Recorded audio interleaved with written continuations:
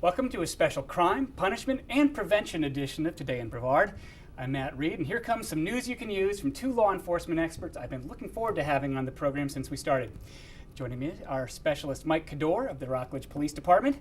In addition to being a sworn officer, Specialist Cadore is heavily involved in youth from the Rockledge and Cocoa areas as president of the Rockledge Youth Football and Cheerleading League. Also joining me is Commander Jeff Pearson of the Satellite Beach Police Department. Commander Pearson also was involved in civic organizations, including the Lion Club, and he just informed me that he is Vice President of the Brevard County Chiefs of Police Organization. Gentlemen, you guys are from two cities that couldn't seem to be more different in their demographics and where they are. Mike, why don't you start? What are some of the biggest recurring crime issues that you're wrestling with today as a police department? Well, Matt, first of all, thank you for having me on the show, and it's good to be here with Commander Pearson. I think some of the problems that we have that are reoccurring are with our youth. We have a lot of youth who have idle time on their hands, and we have a lot of loitering. So with the loitering comes a lot of your retail theft, a lot of your vandalism in the area, but most of these youthful crimes are done because we're not preparing ourselves or protecting ourselves. Case in point, car burglaries. Most of these cars are left unlocked. There's a lot of things right in the vision of the youth to be able to take. So I think it works both ways. You know, some of the crime that is rising is because of idle time with our youth, but also we're making ourselves targets sometimes because we're not protecting ourselves with the simple things such as putting away your valuables or locking your doors. What do you say, Jeff? Same thing in Satellite Beach? Absolutely. I did a study a couple years ago, and I don't have the exact statistics, but just about 1 out of every 10 car burglaries where actually something was broken to get into. 9 out of 10 then means that somebody just opened an unlocked door, went in and stole something. And residences, the same thing. We go through the city routinely every night, and I can tell you that there's countless garage doors left open, 2 in the morning, all kinds of things sitting there. And yeah, I absolutely agree with them.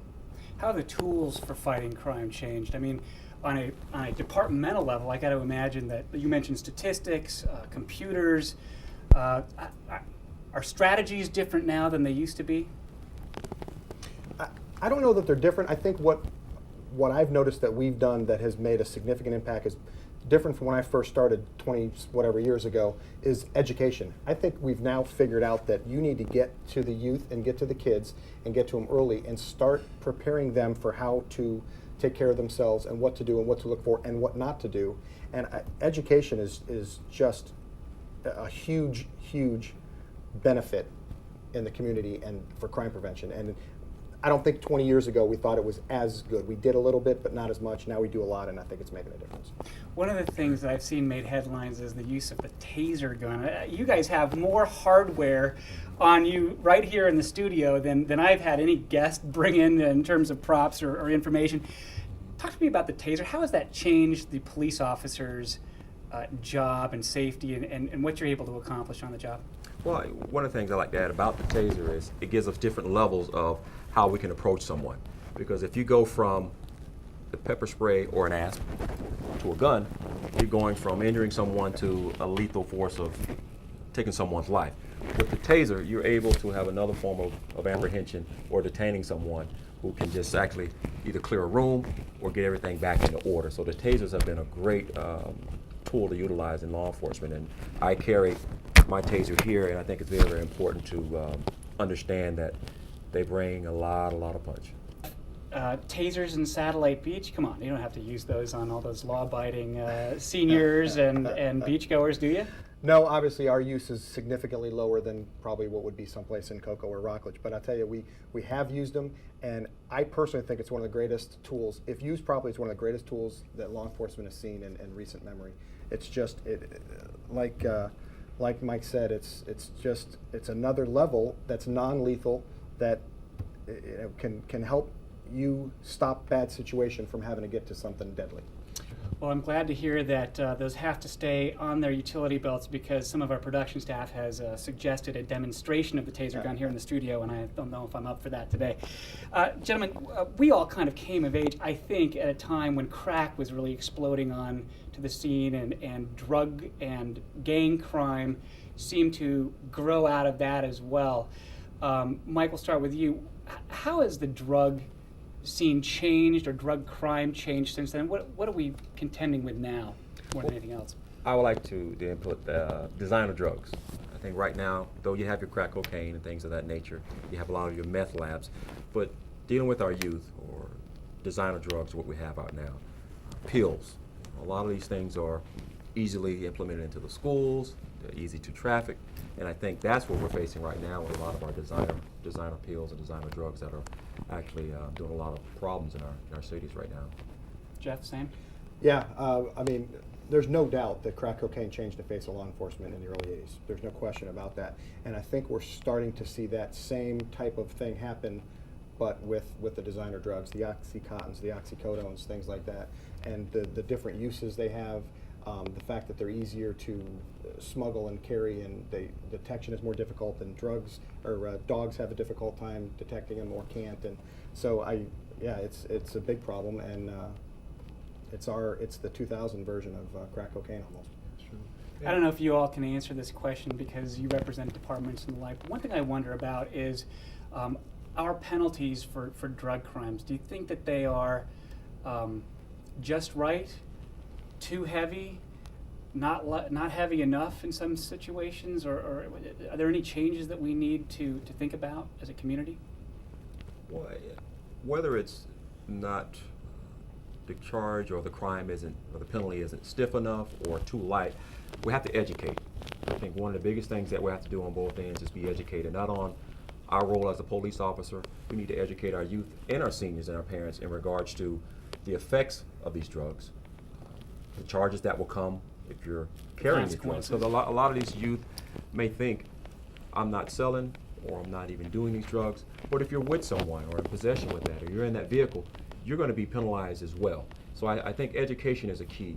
We can always review the laws case by case, what's going on, looking at the history of the individual who's being charged, but I think we need to really look at how important education is as opposed to what's going to happen to you if you're caught, what's going to happen to the effects of you, because there's a lot of casualties of war that I like to call, with kids who are never been in any trouble before, just hanging out with the wrong crowd. They're riding in a car, they go rob somebody And to they get rob drug somebody. money, and somebody gets killed, and next thing you know, they're going to prison for murder. And they're so easily camouflaged. When you look at these designer drugs, so many of these drugs, whether it's in the pill form or chewing gum, they're easy to be trafficked or even to be smuggled into schools, but they can come, and a child who's never been involved with anything can take something that looks something similar to a Skittle, and it can turn out to be some form of a drug.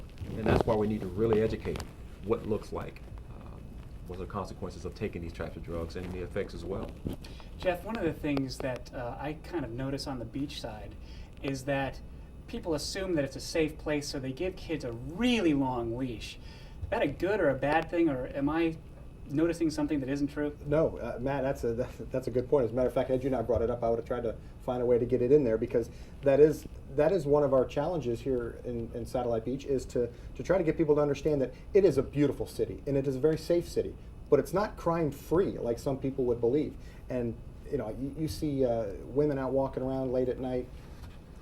9 times out of 10, they're going to be fine. But still, you want to try to practice good safety precautions. Kids out with a lot more latitude because they think, well, it's Satellite Beach, I'm going to walk to my friends, I'll be back. And although we've not had any problems, we've not had any issues with women walking out at night, or not any issues with kids, it's just a matter of time before something happens. And I just would hope that everybody understands that it's not completely crime-free, although yes, it's a wonderful city and safe. It's not crime-free. Here's a question from a homeowner. Do I need a gun? Or are there more Satellite Beach, you efficient, don't. are there cheaper, easier ways to protect my castle or my property or my lives from something like a home invasion? Mike. Well, to minimize or not trying to open up a wide door of should I own a weapon or not own a weapon, I think some of the simplest things that you can do to safeguard yourself is lock your doors, get proper lighting to your home. Things such as if we're patrolling into a neighborhood, we need to know where we're going. Sometimes the numbers on the house aren't there. Time is of the essence. The lighting of the home, bushes around your home, having a dog can minimize if someone's coming in. If you have an alarm, set the alarm. Not just when you go to bed, but when you're in the home. Make sure that alarm is on and it's functioning properly.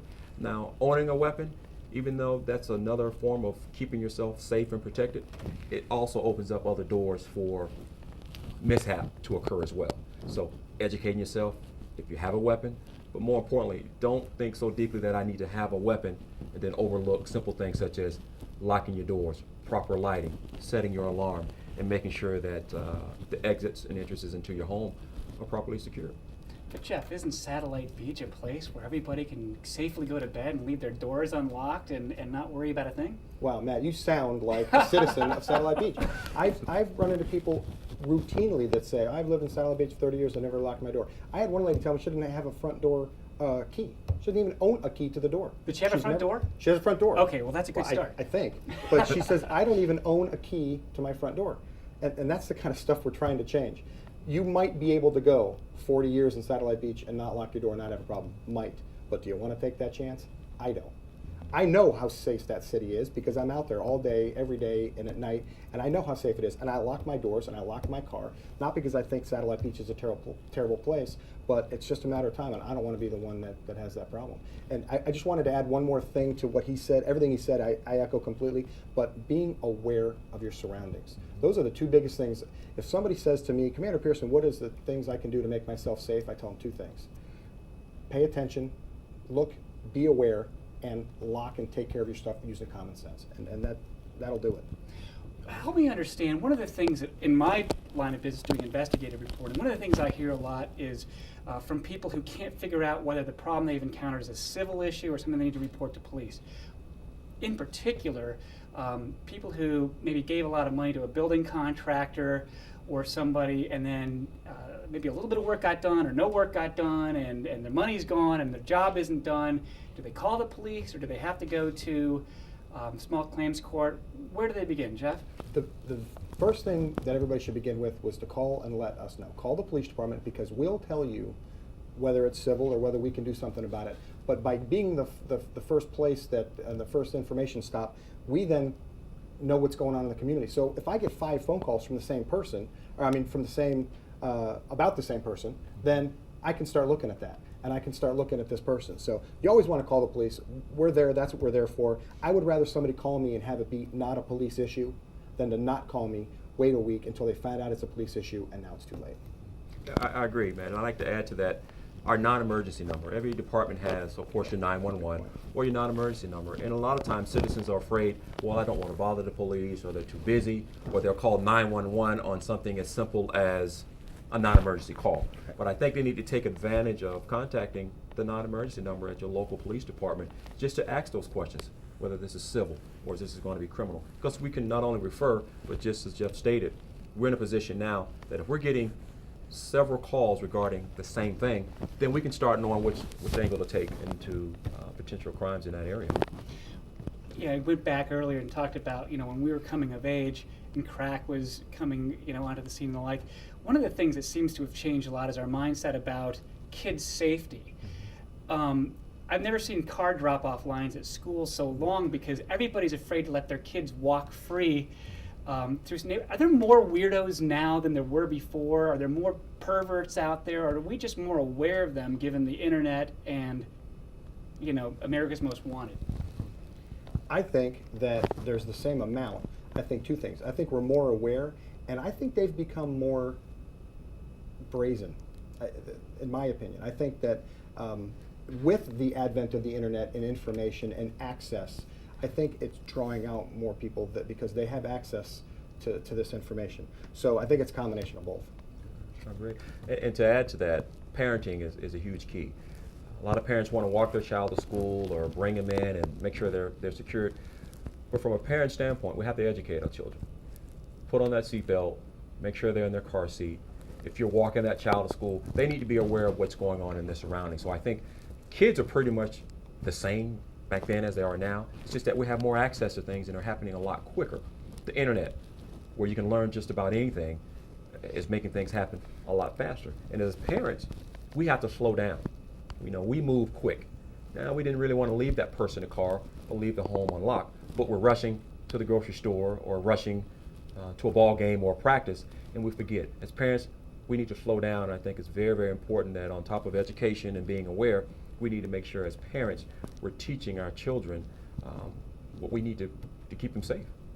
I hear all the time from people who aren't around kids a lot, maybe a little intimidated by them, that today's kids are more troublemaking than ever, they're dumber than ever, they have less conscience than ever, they're ruder than ever.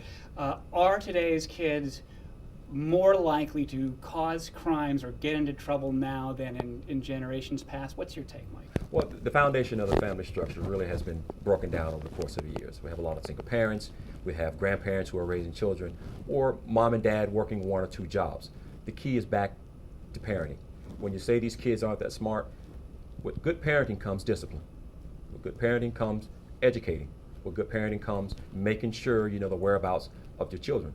If you're not implementing those things into your child, education, discipline, you're going to have a result of a child who is disrespectful, not only to law enforcement or the teachers, but even to that parent. And that is one of the things that really doesn't sit well with me. If I'm meeting a child and you're shaking that hand, son, look at me, or young lady, look at me when I'm shaking your hand.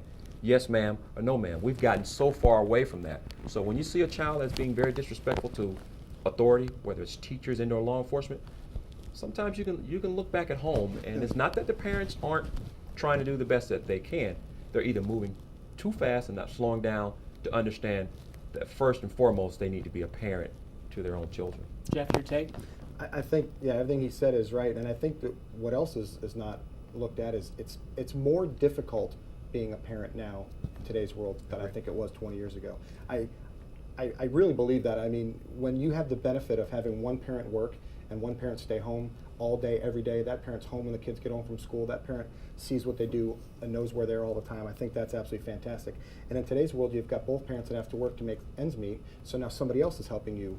You're relying on somebody else to help you raise that kid and help teach him right from wrong. And I think it's more difficult, so parents they don't have the same liberties they did 20 years ago or 30 years or 40 years ago. They have to just be extra careful. And on top of working and everything, it's really difficult, but it's got to get done because we're seeing the results of when it doesn't get done. Well, is there anything that a community volunteer can do to help? Well, man, just before we hit right into the community help, I think as a parent, or single parents that may be there, it's important that we communicate with each other. Parents need to talk. If we go into a situation, an incident that occurred in a particular neighborhood, first and foremost, a lot of people don't want to talk. Within the city of Rockledge, we're very, very fortunate that our relationship between law enforcement, our business community, and our citizens and our council is very, very positive. And I enjoy having that type of relationship with my community. But we also need to be aware of parents need to talk. Parents need to talk to each other. If you have that single mom or single dad or grandparent or someone who's busy with different jobs, they need to know that next door neighbor. They need to be able to communicate parent to parent and parent to child. And I think that'll be a better plus for us in our keeping our neighborhood safe. Anything that, seniors, for example, or empty nesters, are there any opportunities that they can get involved, things that they can do to kind of help their communities prevent crime that way? I think getting involved in those youth programs, going down to the rec center, calling the rec center and get involved in those. They're always looking for people to help with youth programs and assistant coach, everything from assistant coaches to just going in and watching over the game room while the kids are in there playing. But yeah, there's all kinds of stuff that we need volunteers. Satellite Beach was built on volunteerism, and it's a wonderful city all because of volunteerism. So I've seen firsthand what it can do. And the more people you have out there willing to help, the better off the whole community is going to be. Real quick, is there anything I can say to a police officer to get out of a ticket? No. Well, that's our program. My thanks to Specialist Mike Cadore of the Rockledge Police Department and Commander Jeff Pearson of the Satellite Beach Police Department for sharing their insights with us today. Thanks for joining us. I'm Matt Reed. We'll see you right here next Wednesday on WBCC and FloridaToday.com.